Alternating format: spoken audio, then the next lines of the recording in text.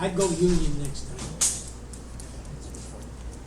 It's good to see all of you as we begin this first holy day of the fall festivals, Rosh Hashanah, or the Feast of Trumpets. Thank you for coming earlier for my seminar. So as usual, I'll wait till the end to take comments. But I have an added note. As I was getting toward the end of doing this seminar, I realized it's for me. So I hope in presenting it to you that you get something out of it as well. So I've been working on this seminar off and on for a number of weeks. I did not have the Feast of Trumpets in mind when I chose the topic. When I knew I would be giving it today, I looked up Rosh Hashanah to refresh my memory on the themes talked about on this day. I also looked at the Jewish traditions for the Holy Day season. The topic I had chosen did fit the theme of the Feast of Trumpets. I'll begin by giving some brief information on the Jewish traditions. After that, I'll be talking about a very important part of our Christian walk, forgiveness. That will lead me to the topic of my seminar. The title is My Enemy, My Friend: Love, Compassion, and Forgiveness. You have all probably heard of the Jewish tradition of the 10 Days of Awe, which involves introspection, forgiveness, and repentance. These days begin with the Feast of Trumpets and conclude at the end of Yom Kippur, the Day of Atonement. You know what? I forgot to turn this off. Excuse me. The tradition calls for people to ask for forgiveness from those they may have offended during the past year and to forgive others for their offenses against them in anticipation of receiving God's forgiveness at the conclusion of the 10 days. Repentance and forgiveness are integral parts of Yeshua's teachings. This is what Matthew 6:14 through 15 has to say about forgiveness. Matthew 6:14 and 15. For if you forgive men their trespasses, your heavenly Father also will forgive you. But if you do not forgive men their trespasses, neither will your Father forgive your trespasses. Forgiveness is required. Who are your enemies was a question that was asked in a conversation with some friends. The topic intrigued me, so I printed out all of the verses in the Bible on enemy, enemies, adversary, and adversaries. Enemy is a very broad subject. I will limit my discussion to the physical enemies we encounter in our day-to-day lives. I will not be addressing the subjects of spiritual enemies or enemies of God. Let's look at some definitions of enemy. Strong says an enemy is hateful, passively odious, or actively hostile. Odious can mean hateful, offensive, or unpleasant. Webster says an enemy is a foe, an adversary. A private enemy is one who hates another and wishes him injury, or attempts to do him injury, to gratify his own malice or ill will. Enemy is a strong word, and some emotions associated with an enemy are anger, hatred, frustration, envy, jealousy, fear, distrust, and possibly grudging respect. Someone may consider us an enemy, even though we may not see them as an enemy. We also could see someone as our enemy who does not consider us an enemy. What are some reasons someone might consider us their enemy? Because of something we do, who we are, what they observe about us when we are around them, what we believe or don't believe, if they fear us, if they are jealous of us, if we are their rival, if we have offended them, even if we don't know that we did. If a group or gang sees all who aren't in their group as enemies, if they believe we cheated or stole from them. We could look at many categories on this list and see those people as our enemies. The people we meet throughout our life can fall along a continuum from hating us to neutral to loving us. How are we to treat those who are on the negative end of that spectrum? Let's look at Matthew 5:43 through 48. Matthew 5:43 through 48. You have heard that it was said, you shall love your neighbor and hate your enemy. But I, Yeshua, say unto you, love your enemies, bless them that curse you, do good to them that hate you, and pray for them which despitefully use and persecute you, that you may be the children of your Father who is in heaven. For he makes his sun rise on the evil and on the good, and sends rain on the just and on the unjust. For if you love those who love you, what reward have you? Do not even the publicans the same? And if you salute your brethren only, what do you more than others? Do not even the publicans so? Be you therefore perfect, even as your Father which is in heaven is perfect. In the Greek, perfect can be complete in labor, growth, mental, and moral character. Of full age. I've also heard it explained as to become perfect. The bottom line, as I see it here, is that we are to love everyone, following God's example. We are very familiar with John 3:16, for God so loved the world. Also Galatians 6:10, Galatians 6:10. So then, as we have opportunity, let us do good to all men, and especially to those who are of the household of faith.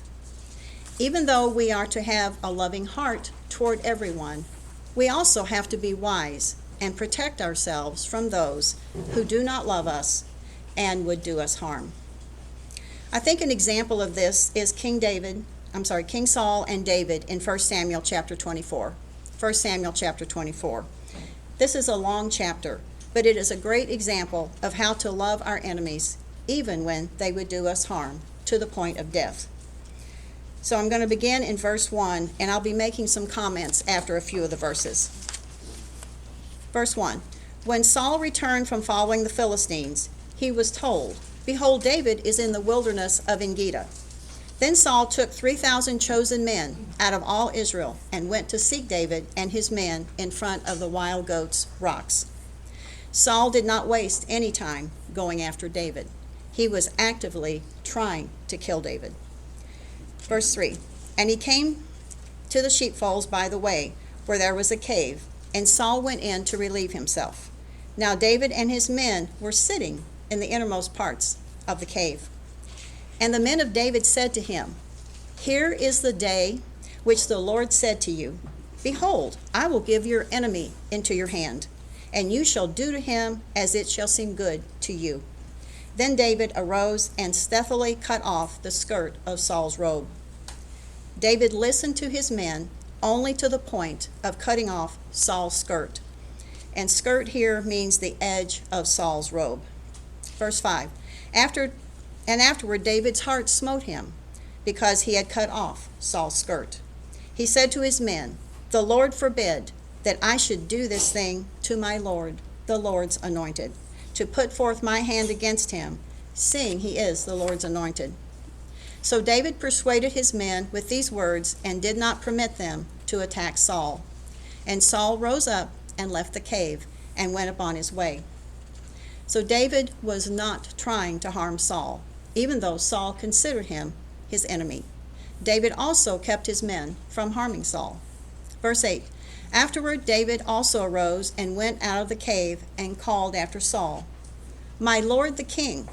And when Saul looked behind him, David bowed with his face to the earth and did obeisance.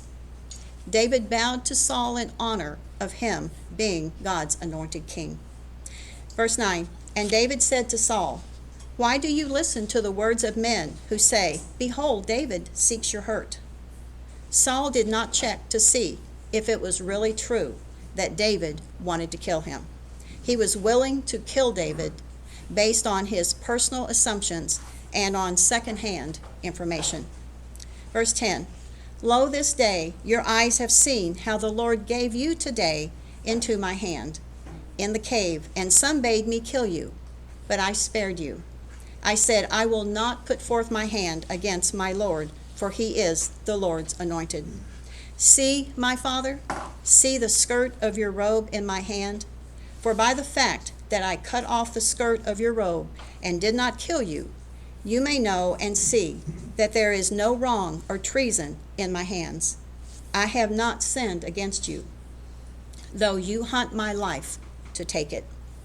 Saul was in the wrong, yet David addressed him as my father. By his actions, David proved that he did not want to harm Saul, even though Saul saw David as his enemy. Verse 12, may the Lord judge between me and you. May the Lord avenge me upon you, but my hand shall not be against you. As the proverb of the ancients says, out of the wicked comes forth wickedness, but my hand shall not be against you. After whom has the king of Israel come out? After whom do you pursue? After a dead dog? After a flea?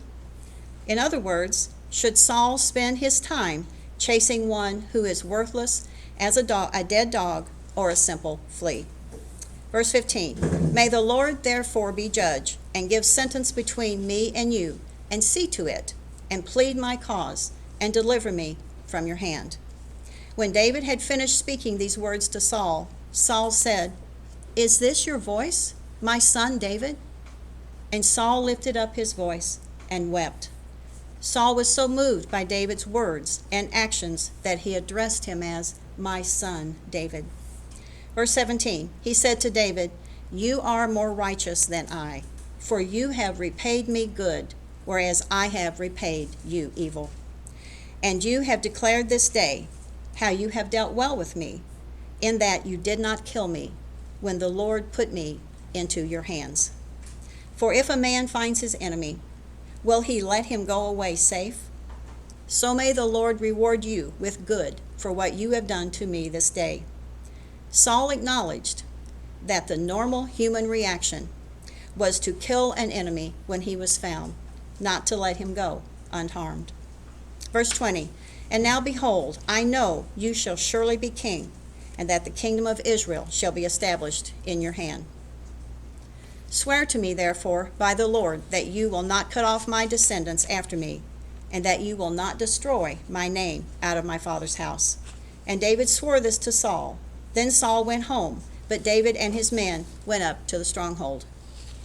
They parted in peace from this encounter because of David's actions and words. He extended love and compassion to his enemy. Let's look at what caused David to become Saul's enemy. 1 Samuel 18, 5 through 29. 1 Samuel 18, 5 through 29. I'm going to be summarizing some of this instead of reading every single verse as it's written. So beginning in verse 5 through 9. And David went out and was successful wherever Saul sent him, so that Saul set him over the men of war. And this was good in the sight of all the people, and also in the sight of Saul's servants. As they were coming home, when David returned from slaying the Philistine, the women came out of the cities of Israel, singing and dancing to meet King Saul with timbrels, with songs of joy, and with instruments of music. And the women sang to one another as they made merry, Saul has slain his thousands, and David his 10,000s. And Saul was very angry, and this saying displeased him. He said, they have ascribed to David 10,000s, and to me they have ascribed thousands. And what more can he have but the kingdom? David has become his rival. Verse 9, and Saul eyed David from that day on. David was doing what Saul asked him to do. His obedient actions put him in the position of becoming Saul's enemy. I'm going to summarize verses 10 and 11. These verses tell of an evil spirit that came upon Saul, and Saul tried to kill David twice. In verse 12, Saul is afraid of David. This is another reason David becomes Saul's enemy. I'll summarize verses 13 through 16. 13 through 16. Saul puts David in charge of 1,000 men, and David was successful in all of his endeavors. Saul was in awe of David, and Israel and Judah love David. Saul is jealous of David. He keeps finding more reasons for David to become his enemy. Continuing verses 20 and 21, part A. 20 and 21, part A. Now Saul's daughter Michal loved David, and they told Saul, and the thing pleased him. Saul thought, let me give her to him, that she may be a snare for him, and that the Philistines may be against him. I'll summarize verses 22 through 29. 22 through 29. Saul tells his servants to privately tell David, the king delights in him, his servants love him, and David will become his son-in-law. The marriage present was for David to take the foreskins of 100 Philistines. Saul expected David to be killed, fulfilling this agreement. David took twice the number that Saul had asked for. Saul saw that God was with David, and he became even more afraid of David. Saul saw David as his enemy continually. These passages show the heart of both men. God looked at their hearts and dealt with each man accordingly. I'm not going to turn there, but in Genesis 37, we see the example of Joseph becoming the enemy of his brothers, to the point that all of his older brothers were willing to let Joseph die, except Reuben. Joseph had been telling their father some of the bad things his brothers were doing. This distanced Joseph from them. Jacob made things worse, since he outwardly favored Joseph. His brothers hated Joseph because of it. They were jealous of him. Joseph was also hated by his brothers because of the dreams he told them he was having. He was a 17-year-old kid in their eyes. Who did he think he was, indicating they would bow down to him as a king? Of course, we know that's exactly what happened during the famine when Joseph was second in command in Egypt. Even though Joseph put his brothers through some fearful and frustrating situations when they came to Egypt for grain, he did show love, forgiveness, and compassion toward them later. Let's look at Proverbs 18:19. Proverbs verse 18:19. I'm going to read this in two different versions. This is the Net Bible. A relative offended is harder to reach than a strong city, and disputes are like the barred gates of a fortified citadel. The King James Version says it this way: a brother offended is harder to be won than a strong city, and their contentions are like the bars of a castle. Joseph was a brother completely rejected, but he realized he was in God's plan to save people from the famine, and he was willing to forgive his brothers for their ill intent. Can a friend who becomes unfaithful act like an enemy? Psalm 55:12 through 14. Psalm 55:12 through 14. Indeed, it is not an enemy who insults me, or else I could bear it. It is not one who hates me, who arrogantly taunts me, or else I could hide from him. But it is you, a man like me, my close friend, in whom I confided. We would share personal thoughts with each other. In God's temple, we would walk together among the crowd. The psalmist comes back to this subject in verses 20 and 21, concerning the unfaithful friend. He attacks his friends. He breaks his solemn promises to them. His words are as smooth as butter, but he harbors animosity in his heart. His words seem softer than oil, but they are really like sharp swords. A trusting relationship can be destroyed quickly by one deception or betrayal. It's devastating when a friend becomes more of an enemy. Once we have been betrayed, lied to, and our trust is broken, it can take a lot of work to rebuild the relationships. We have to decide if it's worth the effort. It can take months to years to reestablish a relationship, and both parties have to want to rebuild it.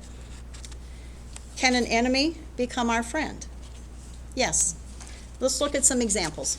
Paul was a vicious enemy and persecutor of the early church until he had the encounter with Yeshua and completely reversed his position. We are familiar with the parable of the Good Samaritan. I won't turn there, but it's in Luke 10. The Jews considered the Samaritans their enemies. According to the Jews, they were a mix of spiritually corrupt Israelites and pagan foreigners who had created a religion for themselves that the Jews considered heresy. Yeshua used the compassion of the Jews' enemy to show who the neighbor was to the injured man. Throughout the New Testament, Yeshua interacts with people that are poor and outcast. Whether he was healing lepers, eating with tax collectors, or speaking to Samaritans, Yeshua constantly demonstrated care for those the world had rejected. Here is a current example of someone who hated a rival. Simon Sinek had an irrational hatred for a man who was a speaker and author like himself. Because of this hatred, Simon was very competitive with him. Anytime Simon would check his own book ratings, he would check the other man's as well. He was happily smug when his were higher, and irritated when the other man's was better. An opportunity came when they both were invited to speak at the same event. It wasn't one of them in the morning and the other in the afternoon. The host had them on at the same time. He thought it would be fun to have them introduce each other to the audience. Simon went first. He told the other speaker, "You make me insecure. All of your strengths are my weaknesses. When your name comes up, it makes me really uncomfortable."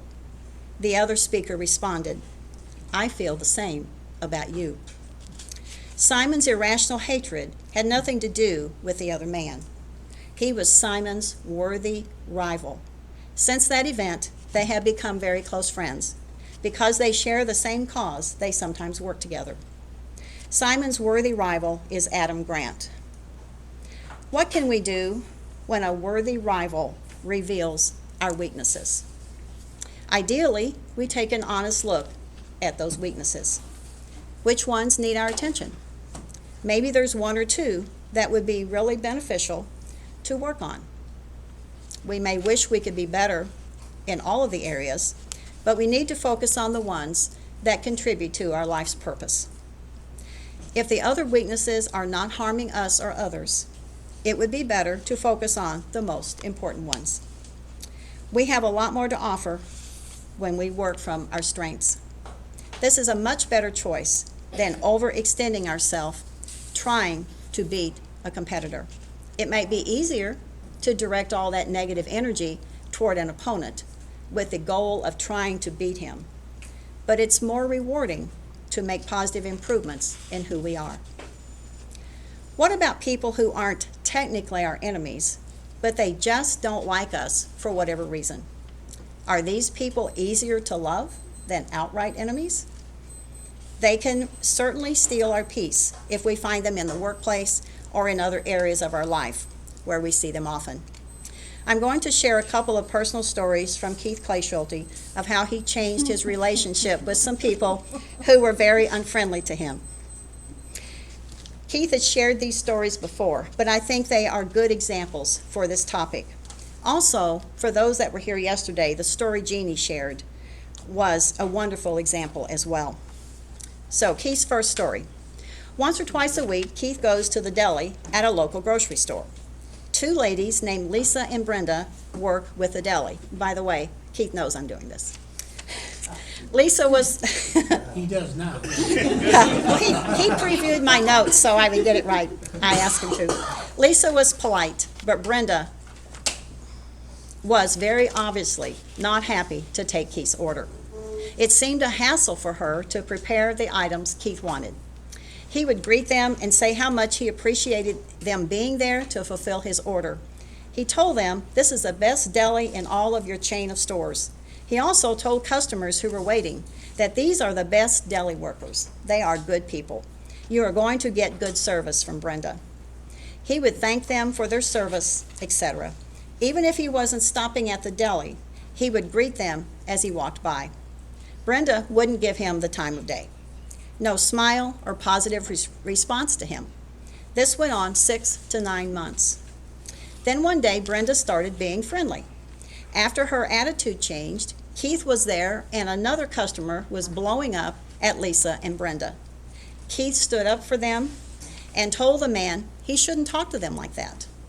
The man then verbally lashed out at Keith and wanted to fight him. Keith did not take up the challenge, and the man stormed off. The manager was present when the irate customer was there, but said nothing in Lisa and Brenda's defense. Now when Keith goes to the deli, Brenda, in a friendly manner, says, "Here comes the troublemaker." By being constantly positive and encouraging, Keith won their friendship. So the second story. Keith worked at Ford Motor Company before retiring.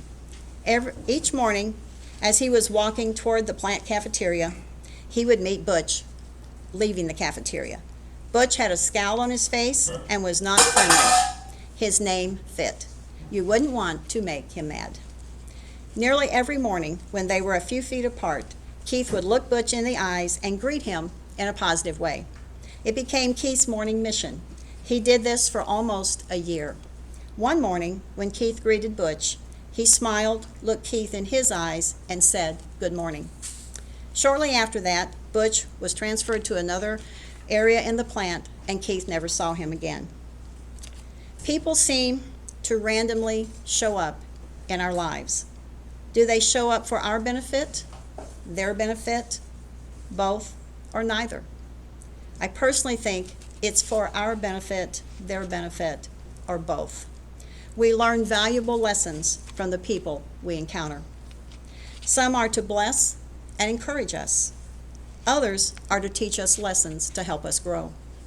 Our greatest teachers can be those who are the hardest on us or cause us the most frustration. Loving these people may be hard. When we are truly able to love those who dislike us or who are our enemies, we have conquered a chunk of our human nature. When we experience the contrast and suffer pain from the actions of another person, we can choose, as much as it lies within our power, to not cause that same pain in another human being. Let's look at some more verses on how we are to treat our enemies. Exodus 23, 4 and 5. Exodus 23, 4 and 5.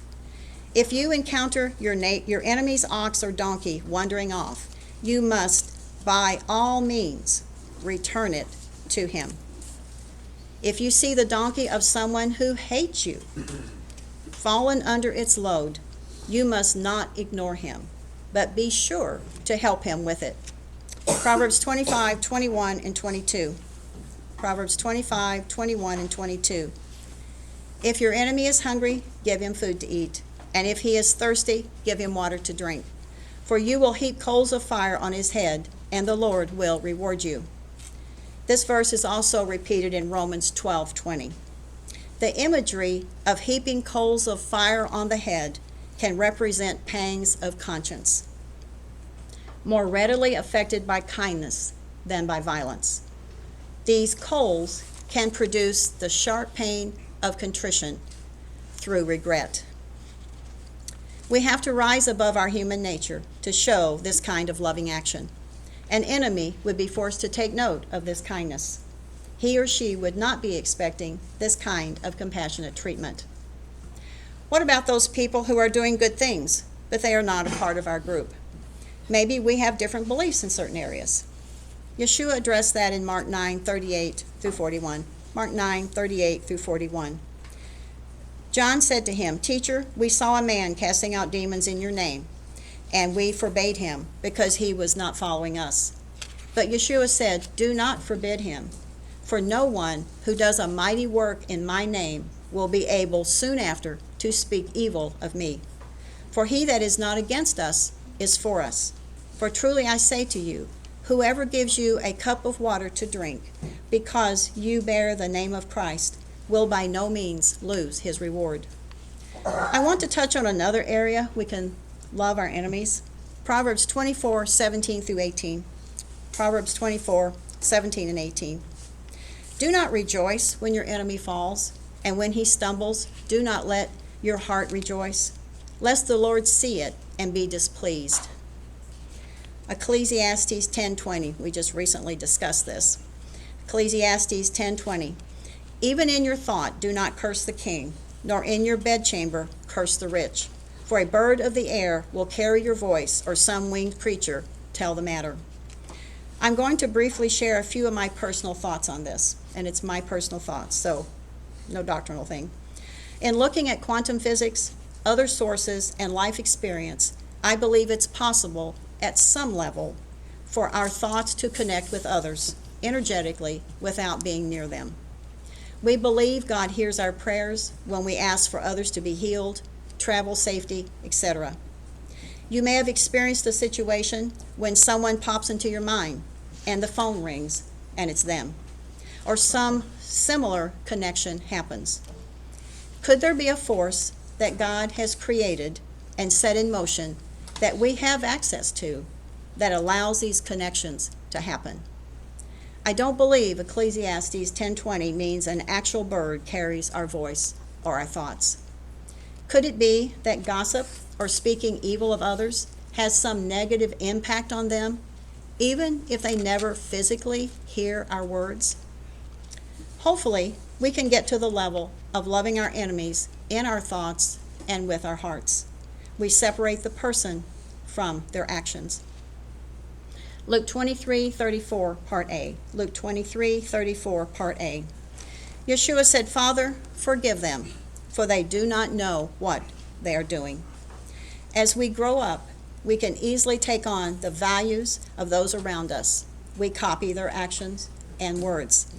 As a child, we do not know if these examples are right or wrong.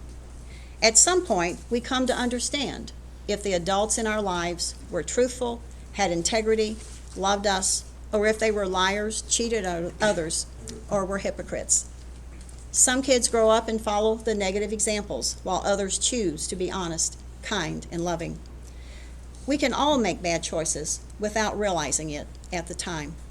When we see our mistakes, we can ask forgiveness and choose to go to a better path.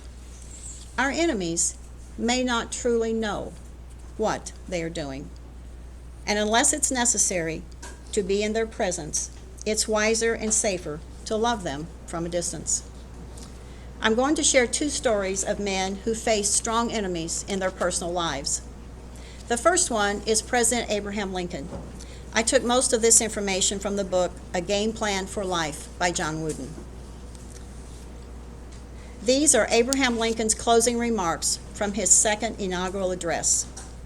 With malice toward none, with charity for all, with firmness in the right, as God gives us to see the right, let us strive on to finish the work we are in, to bind up the nation's wounds, to care for him who shall have borne the battle, and for his widow and his orphan, to do all which may achieve and cherish a just and lasting peace among ourselves and with all nations. Lincoln's concern was that no one should carry resentment, grudges, or ill will toward his neighbors for any disagreement. He grieved over every loss, regardless of the color of the man's uniform. This shows a strong capacity for compassion. It's an incredible lesson in forgiveness and reconciliation. Contemporary reports indicate that Lincoln prayed fervently for the people who were opposing him.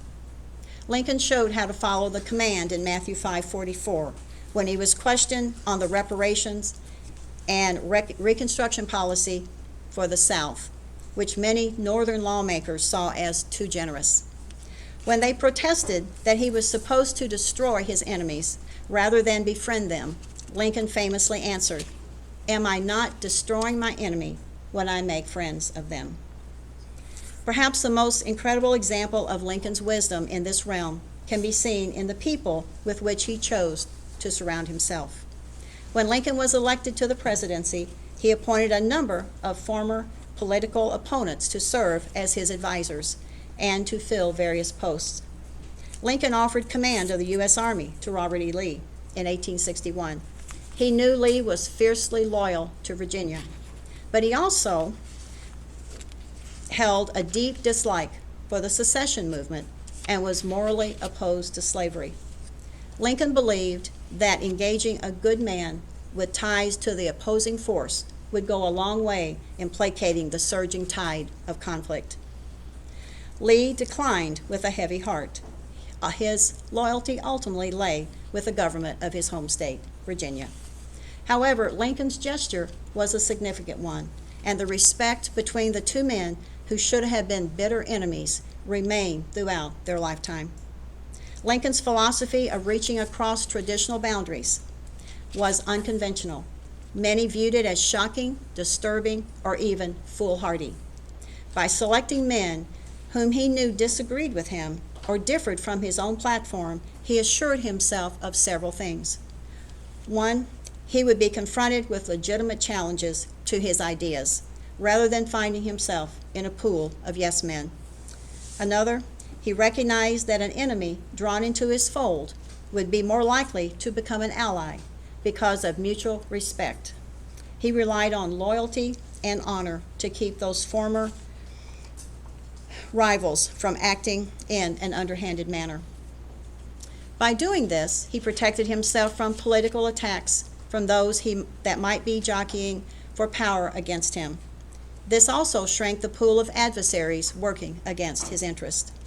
Lincoln also sought out men who had vision and strong beliefs, so that together they could harness their energies for a common purpose. Even though there would be some differences, their zeal would unite them. So we know that ultimately President Lincoln was assassinated by an enemy. He was able to practice befriending as many enemies as he could for 4+ years as president. He served at a very contentious time in our country. Other sources tell us it was widely believed that Lincoln anticipated his assassination. 3 days before his death, he discussed with his friend Ward Hill Lamon a dream he had in which he was assassinated. He told his bodyguard, William H. Cook, on the night he went to Ford's Theater, he had the dream for 3 straight days. When leaving the White House, he bid him goodbye instead of his characteristic good night. Lincoln was reluctant to go, but he felt compelled to due to the circumstances. The next story is between Mahatma Gandhi and General Jan Christian Smuts. Smuts was a prominent South African and British Commonwealth statesman, military leader, and philosopher. He was a supporter of racial segregation and white minority rule. He was Gandhi's fiercest opponent in South Africa. Gandhi began the passive resistance campaign in 1907. The final negotiations were agreed upon in 1914. It took 7 or so years until Gandhi was able to negotiate a lasting compromise, the Smuts-Gandhi Agreement. The relationship between Smuts and Gandhi ended in an act of supreme generosity. Gandhi presented Smuts with a pair of sandals that he had made at Tolstoy Farm and which Smuts used late into his life. This is the story of the sandals that made history. His work in South Africa finished, Gandhi left South Africa with his wife in July 1914. Before he departed, he sent General Smuts a pair of sandals as a gift. This extract comes from the Essential Records, is what Smuts said to the Mahatma when he returned the sandals he had given him decades earlier. Smuts wore the sandals every summer at the farm and then returned the sandals to Gandhi on Gandhi's 70th birthday.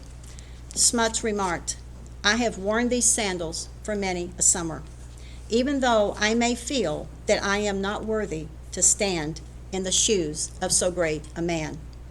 It was my fate to be the antagonist of a man for whom even then I had the highest respect.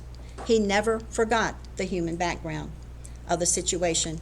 He never lost his temper or succumbed to hate, and preserved his gentle humor even in the most trying situations.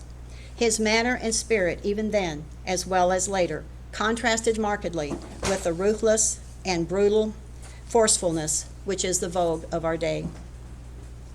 Gandhi described it this way: "It is the acid test of nonviolence that in a nonviolent conflict there is no rancor left behind, and in the end the enemies are converted into friends."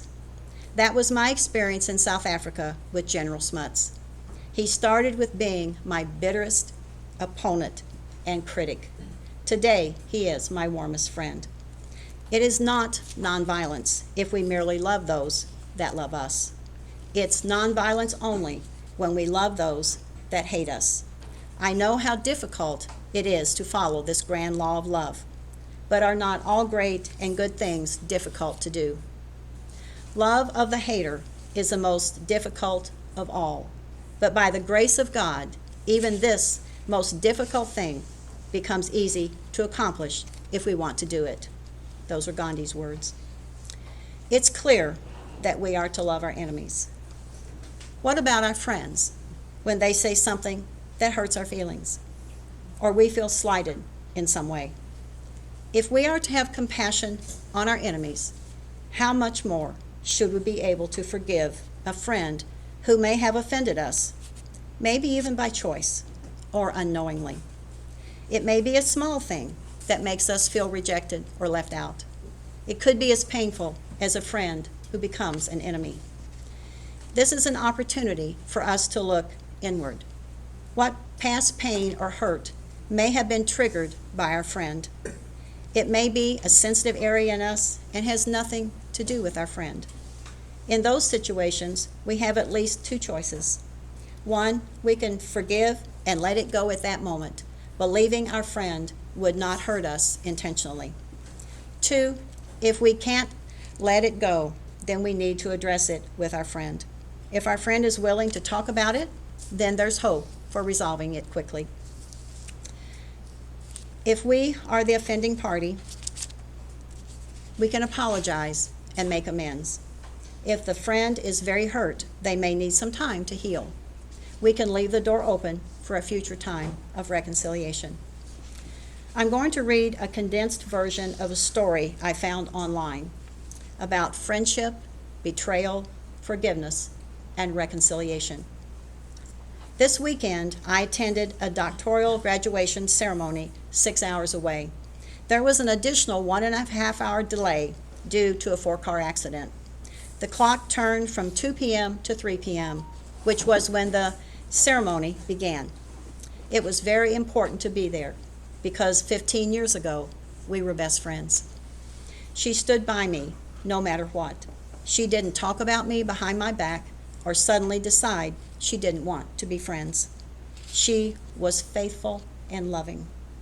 At age 15, she didn't think she could afford to go to college, and now she was receiving her doctorate. I had to be there because I had missed so many events in her life. At 18, I pushed her away. I had said very harsh things to her. I was in love with my boyfriend, and I thought he was all I needed. I was drowning in waves of rejection, bitterness, and anger, and I took out those negative emotions on her. I pushed her away and never looked back. I betrayed her. I guess it was only fitting that the one I betrayed her for would eventually betray me. Now that we're 30, I finally realize that she's not just my friend, but my sister. I arrived 5 minutes after she walked the stage. I was crushed, but thankfully, later on that evening, I did get to see her walk the stage at the ceremony for Black students. I got to tell her how proud I was, and I got to apologize. With tears in my eyes, I shared my ignorance, my immaturity. "It doesn't matter," was her response. "None of it matters." We were both crying now because God had given us another chance, and I was smart enough to take it. She was able to forgive me. She was facing so much rejection from her own family. She had no one to call her own except me and my family. I left her, but my family did not. My grandmother and mother were still there for her. When my grandmother died, my friend was so moved that she decided to commit her life to God and began her journey as a Christian. As much as I regret my past decisions, I'm grateful for redemption. God redeems the times. God brought her back after a 12-year separation. She welcomed me with open arms, her friend, her sister. So that's the end of that story. How do we, as the recipient of mistreatment, deal with these hurts? When we are rejected or fall out of favor with a friend, sometimes it's not about us. It's about them. We feel the brunt of the pain while we try to figure out what we did wrong. Maybe we didn't do anything wrong, but we have to sort out our emotions. I think the bottom line is forgiveness. So when I face this situation, I ask for help to forgive the person. It may take several times before I can get to the place of complete forgiveness. This doesn't mean I can forget. Sometimes we can't. I also hope to take the sting away from the situation when it comes to mind. I realize the person who hurt me is human, and they allowed the negative side of their humanity to show. It's possible they didn't know they hurt me, or maybe they realize it, but their pride won't let them come to me and admit their actions were wrong. It's my responsibility to forgive. When I have done all I can do, I can leave the door open and move on with my life. Forgiveness sets us free. What if we get into a disagreement over who's right about something? Is it better to try and prove we are right about a situation, or be kind? If we are remembering an event and another person remembers it differently, why do I need to forcefully be right and possibly harm the relationship? If it doesn't harm someone, we can agree to disagree. If the building is on fire and we see it, but the other person doesn't believe us, it's of the utmost importance that we insist we are right. Those situations are rare. If we have offended someone, we need to make it right when we find out about it. I have a personal example to share in this regard where I unknowingly was negative to a friend. Phil Crockett had posted a message, and Phil knows about this too, had posted a message on the church messenger group. I looked at it and then closed the app. Shortly afterward, I received a text from Phil asking why I gave his message a thumbs down. I checked the message, and I had indeed clicked that emoji. I had noticed at times when I would scroll down on a message, this bar of emojis would pop up. Annoyed about that happening, I would just try to get away from them as quick as I could. In that process, I had unknowingly clicked the thumbs down emoji. I sent Phil a text to apologize and told him I agreed with everything he had posted. I apologized on Messenger and explained it was a mistake. If I remember correctly, I gave a general apology to all of the people I may have also done that to without realizing it. I finally figured out how to remove that emoji, so I'm very careful that I don't hopefully do that again. I really appreciated that Phil told me what I had done. Instead of being mad at me and feeling upset by my actions, he asked, "What's up?" with a negative emoji. He gave me the opportunity to correct my mistake. What if we have since lost contact with a person and we can't ask forgiveness? We can ask God's forgiveness and be willing to ask the person should we ever see them again. We can hope the person had the ability to forgive us and move on with their life without carrying the baggage we caused. If we are able to forgive the pain that others have caused us, we can be free to live our life more fully. Whether it's an enemy or a friend, we are the one who has the control to show love, compassion, and forgiveness. On several occasions, I've asked God to show me anyone that I need to make amends to or forgive. When I do this, I have to remember to stop and listen. Just as in a conversation with a friend, I have to stop talking and listen for a response. There are times I haven't heard anyone come to mind. Over the course of time, various people have popped up. On one occasion, a person came to mind, and I knew this time I needed to resolve it. He had done some work for us, and at the end, something didn't feel right. I looked up his number, still in my phone, from several years past. I sent him a text and said something like, "I feel there may be something negative between us. If there is, I want to apologize and make it right. He sent me a very positive reply that all was good. I was very relieved. That was one concern I could put to rest that would not be taking mental energy from me anymore. There are 2 steps in the 12-step programs which address making amends to anyone that a person has harmed. I think they are based on a biblical principle that's important for everyone. I'm going to read steps 8 and 9. Step 8, made a list of all persons we had harmed and became willing to make amends to them all. Step 9, made direct amends to such people wherever possible, except when to do so would injure them or others. To be willing in step 8 shows a change of heart. It's important in step 9 that it should never injure or put anyone in a risky situation in the process. Making amends, asking forgiveness, and being willing to forgive are steps that bring peace to our life. The Holy Day season can be a time of reflection, of renewing our connection with God, and remembering who we are. We have to make room in our hearts and minds for God. If we are full of worry, frustration, anger, unforgiveness, or resentment, there's no room for love, compassion, and forgiveness. Let's house clean our hearts and minds so we have room for God to fill us with His attributes.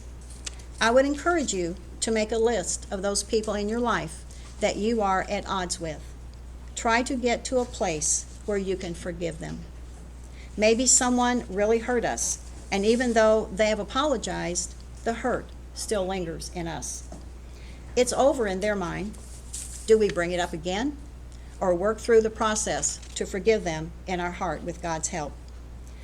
We need wisdom in each situation as we work toward the goal of forgiveness.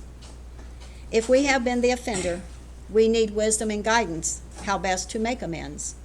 There are situations that may be best left to rest.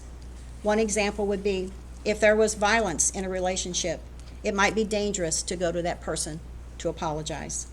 In situations that are safe, you have to decide if you are ready to take that next step to try and make peace with those who come to mind. As I've been working on this seminar, people and situations have come to mind, and I see unforgiveness that I need to deal with. Even if a person hasn't asked forgiveness, could care less about what they have said or done to hurt us, we need to free ourselves and forgive them. This forgiveness is between us and God. When I can forgive, I take myself out of the equation and leave the situation between them and God. Today, I want to say to all of you, if I have offended you or hurt you in any way, it was unintentional. If you feel uncomfortable when you think of me, now or in the future, please talk to me. I would like to have the opportunity to make it right. Whether it's our enemy, our friend, a stranger, or ourself, forgiveness is one of the keys to peace and freedom.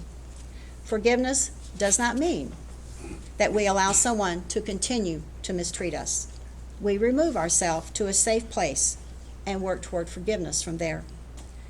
God provides help, but we must be willing to forgive. I'll close with my favorite Bible verse, Proverbs 16:7. Proverbs 16:7. When a man's ways please the Lord, he makes even his enemies to be at peace with him. One of my goals is to be at peace with all of those I have been in relationship with. What a blessing we can give to others to forgive them. What a blessing we receive in the process. It's a win-win opportunity. How sweet the taste of forgiveness. Happy Feast of Trumpets. So I'll open up for comments now. Kevin. All those were very good, and I agree with all of them. But I didn't hear this, and maybe it was in there and I missed it. But we have to, each of us, be willing to forgive ourselves, because you can't go back, can't change anything, and you don't want to keep having the burden of reliving something you did wrong to somebody when it was a long time ago, whatever, because it hinders us moving forward. If Jesus can forgive us, we should be able to start by forgiving ourselves. Anything else beyond that is all good, but it hinders us so much if we live in the past, because we all have done things that we wish we hadn't done, Right. or wish we had done differently. But we have to start with forgiving and understanding that we have been forgiven. We gotta go there. Right, I agree. I mentioned it briefly, but I think that's a huge thing, to forgive ourselves. Anybody else? Yeah, 40 years ago when I wrote that 8-step list when I quit drinking, I was making plans. I thought it was a hit list. I'm serious. I was making plans, especially that first name that was written real dark. You know, I never dreamed that I'd ever be able to go to these people and tell them I was sorry for what I did, how it affected you, and why did I do it. Somebody like me, I mean, I was this self-righteous, egotistical, pompous ass with an ego the size of the Rock of Gibraltar that just, you know, that had that macho, to be able to go to another man and tell him I did what I did because I was afraid of you was the hardest thing I've ever done in my life. To admit to another man I was afraid of him. You know, and I never dreamed I'd be able to do it, and it was strictly through the Holy Spirit. Strictly through the empowerment of the Holy Spirit, I was able to do anything like that. Yeah, and the whole idea of 12-step program comes right out of the Bible. From the Oxford movement, was an interdenominational group of people that sat around and discussed their faults with one another and came up with this plan to embellish their relationship with Jesus Christ. You know, I don't know if you know too much about the history where it came. It came about in 1935. Okay. Yeah, but it was amazing, and there's no human being in the world, I don't care how good a person they are, how long they wouldn't benefit from incorporating that into their Christian walk. Yeah, Yes. that's the truth. Whether they were a drinker or a compulsive gambler or whatever. You know. Right. Yeah. But thanks so much for sharing that. That's good stuff. Oh, thank you. Any other comments? I'm clapping. Oh, you are. Thank you, Linda. Diane? So you had made a comment that there were reasons that others may see us, you know, as an enemy. And I found when I was teaching, a lot of times the teachers that were around me, whether I saw them daily or not, I always got the feeling that they just didn't understand who I was. They didn't really take the time to know me. But they would give off that vibe that, you know, they didn't like me, or they kept me at arm's length. And that's kind of hard to maneuver around, because you can't just run up there and go, I think you would like me if you just understood who I was. Right. But I think that we all have situations like that, whether we were working or whether going to school, you know, coming in contact with people even on a semi-regular basis. And I didn't necessarily think that they saw me as an enemy, Right. but just that they just didn't understand, you know, who I was. I had done that with a teacher that I later became very good friends with. I just didn't understand Right. a situation that she was going through at the time. Yeah, So getting, there can be a lot of misconceptions of Yes. what's going on. right. Yeah, we have assumptions. Yes. And people make assumptions about us that aren't really correct, so. Did you have something else, Kevin? No. Oh, okay. Anybody else? Okay. Guess that's it. Thank you.